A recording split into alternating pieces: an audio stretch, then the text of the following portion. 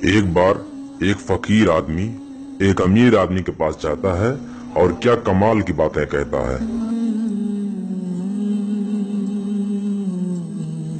क्या भाई, क्या चाहिए आपको?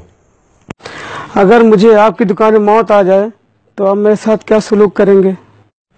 तो तुम्हें कफन देकर दफना दूंगा। अभी मैं जिंदा हूँ, फिलहाल मुझे पहनने के लिए कपड़े दे दो,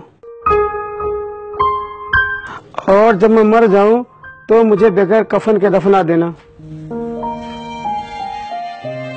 ये हम में से बहुत से लोगों की दास्तान है कि जब हम जिंदा हैं तो एक दूसरे की मदद नहीं करते, लेकिन मरने के बाद एक दूसरे के लिए आगे बढ़कर नेकियां करते हैं।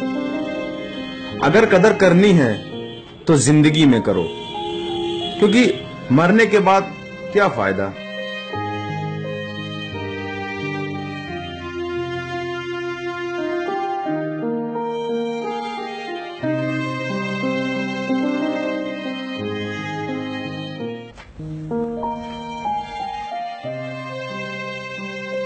वीडियो अच्छी लगी तो लाइक करें, कमेंट करें, और सबसे इंपॉर्टेंट, वीडियो को शेयर जरूर करें। हो सकता है आपकी एक शेयर से यह बात किसी के दिल में उतर जाए।